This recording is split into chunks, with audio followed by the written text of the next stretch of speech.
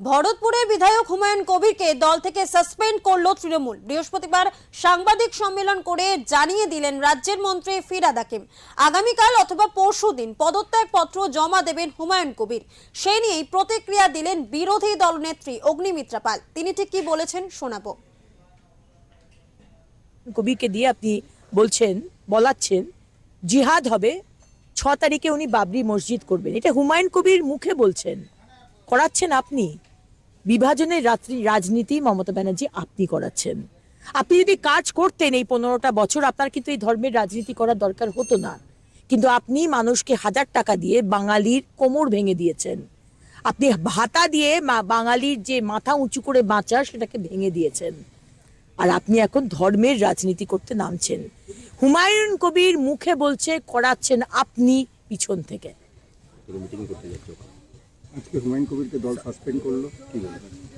এগুলো সব নাটক।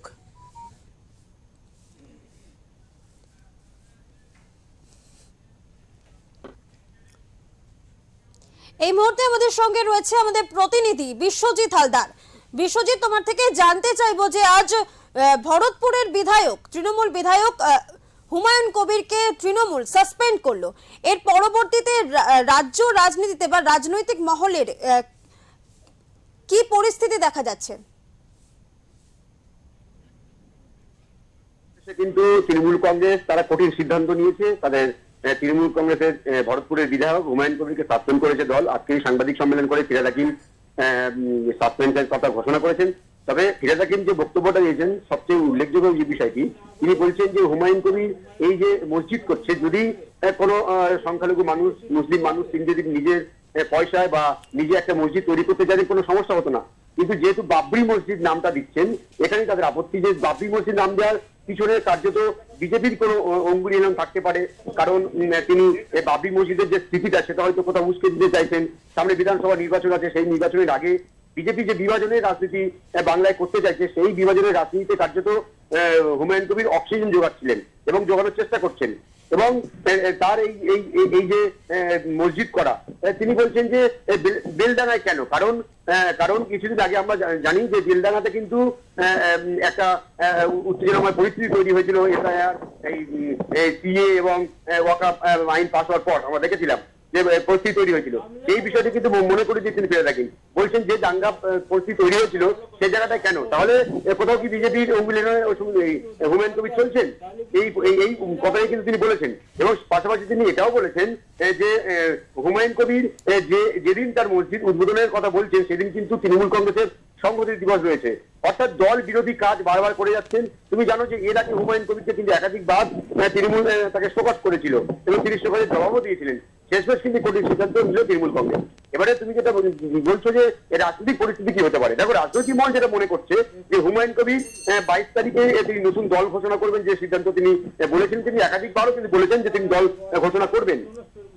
এবং ওঙ্কার বাংলায় তিনি এটাও বলেছিলেন যে যদি প্রয়োজন পড়ে তিনি নতুন দল করার জন্য তিনি দলকে তৃণমূল কংগ্রেস তিনি ত্যাগ করবেন, এমনটাও তিনি বলেছিলেন।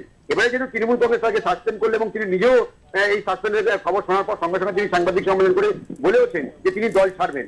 এবারে তাহলে তিনি হুমায়ুন কবিরের নতুন দল করার কোনো বাধা রইল না, তিনি দল করবেন। যদি তিনি দল তৈরি করেন, তাহলে রাজ্য রাজনীতির যে সমীকরণটা সেটা অনেকটা বদলে যেতে পারে। কারণ তুমি জানো যে মালদা, মুর্শিদাবাদের সংখ্যালঘু অধ্যুষিত একাধিক জেলা রয়েছে এই জেলায়। ওই জেলায় যদি নতুন দল হুমায়ুন কবির তৈরি করেন, তিনি সংখ্যালঘু যেহেতু একটা মুখ। এবারে রাজনৈতিক মহল যেটা মনে করছে, তাহলে তিনি হুমায়ুন কবির যেটা বলেছিলেন যে তিনি দরকার পড়লে কংগ্রেস, আইএসএফ এদের সঙ্গে জোট করবেন, করে তিনি লড়াইয়ে যাবেন।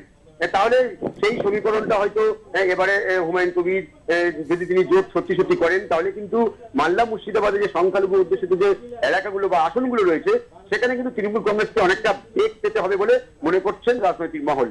2026 বিধানসভা নির্বাচনে কিন্তু উত্তরবঙ্গে আমরা জানি যে বিজেপি অনেকটা তাদের মাটি শক্ত, পায়ের তলার মাটি শক্ত করেছে দক্ষিণবঙ্গে এবং মালদা মুর্শিদাবাদ এই সমস্ত এলাকায় কিন্তু তৃণমূলের শক্ত ঘাঁটি, এবং সেই শক্ত ঘাঁটিতে যদি হুমায়ুন কবির নতুন দল তৈরি করেন, যদি জোটে তিনি যান, তাহলে কিন্তু সমীকরণ অনেকটা বদলে যাবে। এবং এই যে সমীকরণ, সেটাই কিন্তু রাজনৈতিক মহলের মানে ব্যাখ্যা, যে যদি তিনি জোটে যান তাহলে কিন্তু ওই যে মালদা মুর্শিদাবাদ, যেমন একদিকে বিজেপি যেমন উত্তরবঙ্গে যেমন তার মাটি শক্ত, এবারে মালদা মুর্শিদাবাদ এই যে সংখ্যালঘু অধ্যুষিত এলাকায় যদি তৃণমূল কংগ্রেস যদি রাস আলগা হয়ে যায় শুধু হুমায়ুন কবিরের এই নতুন দল করার ফলে, তাহলে কিন্তু স্বাভাবিকভাবে অস্বস্তি করবে রাজ্য শাসক দল তৃণমূল কংগ্রেস। ধন্যবাদ বিশ্বজিৎ। যেমনটা আপনাদের জানাচ্ছিলাম, ভরতপুরে তৃণমূল বিধায়ক হুমায়ুন কবিরকে তৃণমূল দল থেকে সাসপেন্ড করা হয়েছে। বেলা 11টা নাগাদ সাংবাদিক সম্মেলন করে রাজ্যের মন্ত্রী ফিরহাদ হাকিম সে কথা জানিয়েছেন। পরবর্তীতে হুমায়ুন কবির আগামীকাল অথবা পরশুদিন তৃণমূল থেকে পদত্যাগ করবেন এবং 22শে ডিসেম্বর তিনি জনসমক্ষে নিজের নতুন দল নিয়ে আসবেন।